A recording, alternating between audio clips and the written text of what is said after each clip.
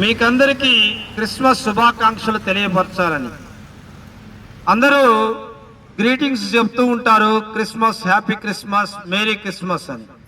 అలా చెప్పడం వలన ఎవరికి ఎంత ప్రయోజనం ఉన్నదో తెలియదు. కానీ అసలు యేసు ప్రభువారు ఈ లోకానికి ఎందుకు వచ్చినాడు, యేసు ప్రభువారు ఈ లోకానికి రావటం వలన మనం ఎందుకు క్రిస్మస్ జరుపుకోవాలి అనే విషయాలను మీకు తెలియపరచాలనేది మా ఉద్దేశం. కాబట్టి లోకము పాపముతో నిండుకొని ఉన్నప్పుడు, లోకం పాపం చేస్తూ ఉన్నప్పుడు, లోకం పాపం మయమై ఉన్నప్పుడు యేసు ప్రభువారు ఈ లోకానికి వచ్చినాడు. బైబిల్ గ్రంథంలో రాసినాడు, కాలము సంపూర్ణమైనప్పుడు ఆయన ఈ లోకమునకు వచ్చును. కాలము దేనితో సంపూర్ణమైనదయ్యా అంటే పాపముతో సంపూర్ణమైనది. ఆయన రాకడ కొరకు సంపూర్ణమైనది. ఆయన మన మానవులకి ఇచ్చే రక్షణ కొరకు సంపూర్ణమైనది. ఆ సంపూర్ణ సమయాన్ని పూర్తి చేయడానికి దేవాతి దేవుడైన యేసు ప్రభువారు ఆ దైవత్వాన్ని వదిలిపెట్టి మానవ రూపంలో, ఒక పసి బాలుని రూపంలో, శిశువు రూపంలో ఈ లోకానికి అరుదించినాడు. దానినే క్రిస్మస్ అని జరుపుకుంటున్నారు.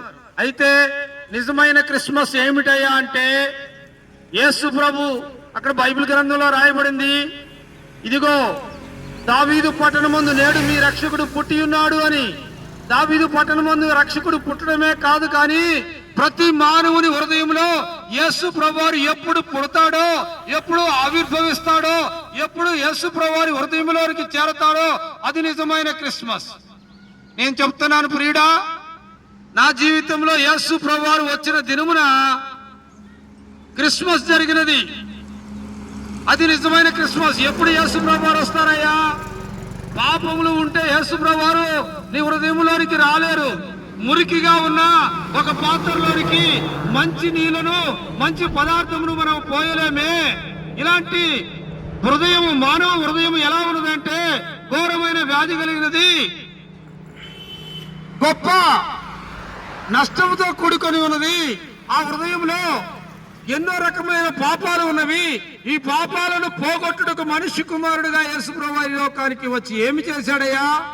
కలువరి శిలువలో తన ప్రాణాన్ని అనగా రక్తాన్ని కార్చినాడు, పాప విమోచన కలగజేయటానికి. ఎందుకంటే రక్తము చిందింపబడకుండా పాపమునకు పరిహారము లేదని బైబిల్ గ్రంథం చెలవిస్తుంది.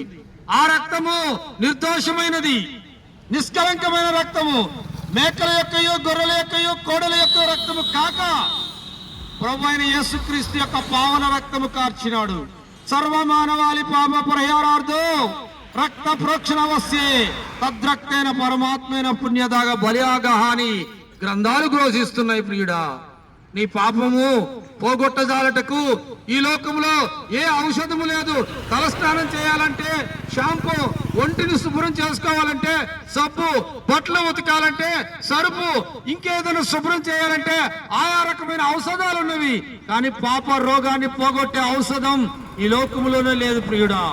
అది ఏకైకమైన ఔషధం యేసు రక్తమే.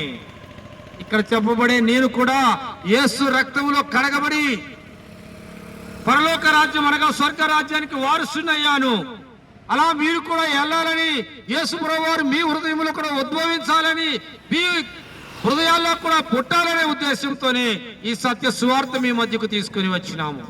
ప్రియ సహోదరుడా, పాపమును విడిచిపెట్టుటకు సిద్ధముగా ఉన్నావా? యేసు ప్రభువును అంగీకరించుటకు సిద్ధంగా ఉన్నావా? లేని ఎడల గొప్ప నష్టం ఉంది నీ జీవితంలో. ఏమిటయ్యా అంటే మన పెద్దలు చెప్తారు, పాపం చేసేవాడు నరకానికి, పుణ్యం చేసేవాడు స్వర్గానికి వెళ్తారని. మరి పాపులు ఎవరు? బైబిల్ గ్రంథం సెలవిస్తుంది, ఏ భేదము లేదు, అందరూ పాపం చేసి దేవుడు అనుగ్రహించు మహిమను పొందలేకపోతున్నారు. పాపం అంటే ఏమిటి? దొంగతనము, మోసము, వ్యభిచారము, నరహత్య, ఇంకా అనేకమైనవి ఉన్నవి. ఇవన్నీ పాపాలు. ఇవి చిన్నతనం నుంచి మనకు బాగా ప్రాక్టీస్, రోజు చేస్తూనే ఉంటాం. మరి ఈ పాపాన్ని బట్టి నరకానికి వెళ్తావా?